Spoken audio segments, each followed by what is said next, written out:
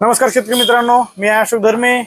शेतकरी मित्रांनो, सध्या बाजारामध्ये डीईपी या खताचा बऱ्यापैकी तुटवडा जाणवत आहे। बरेच शेतकरी मित्र डीईपी या खताची मागणी करत आहेत। डीईपी ला पर्याय खत म्हणून जर आपण इतर खताची निवड केली तर बरेच पर्याय खत मार्केटमध्ये अवेलेबल आहेत। त्यापैकी कोरोमंडल इंटरनॅशनलने एक नवीन खत बाजारात आणलं आहे। त्याचं नाव आहे युरिया फॉस्फेट, म्हणजे युरिया सुपर फॉस्फेट। हे आपण डीईपी खताला पर्याय खत म्हणून वापरू शकता। डीईपी एका 50 किलो बॅगची किंमत आहे बाजारमध्ये 1350 रुपये।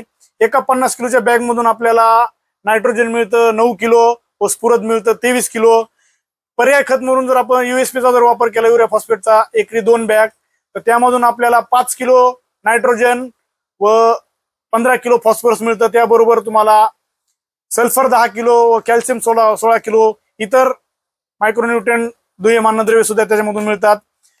शेतकरी मित्रांनो, पर्याय बाजारामध्ये जर सल्फर विकत घ्यायचं म्हणलं तर 500 ते 400 रुपयाच्या दरम्यान सल्फरची बॅग आहे। कॅल्शियम विकत घ्यायचं म्हणलं तर 400 रुपयाला 5 किलोची बॅग आहे। डीईपी सोडता आपण जर हे जर वापरलं तर ऍडिशनल आपल्याला 2 घटक ऍडिशनल भेटतात, फॉस्फरस प्लस नायट्रोजन सोबत।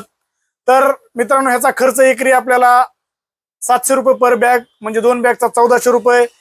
खर्चही कमी, रिझल्टही चांगलं। एकदा जर आपण हे वापरून बघितलं तर रिझल्ट आपल्याला निश्चित भेटतील। 100% वापरा तुम्ही। धन्यवाद।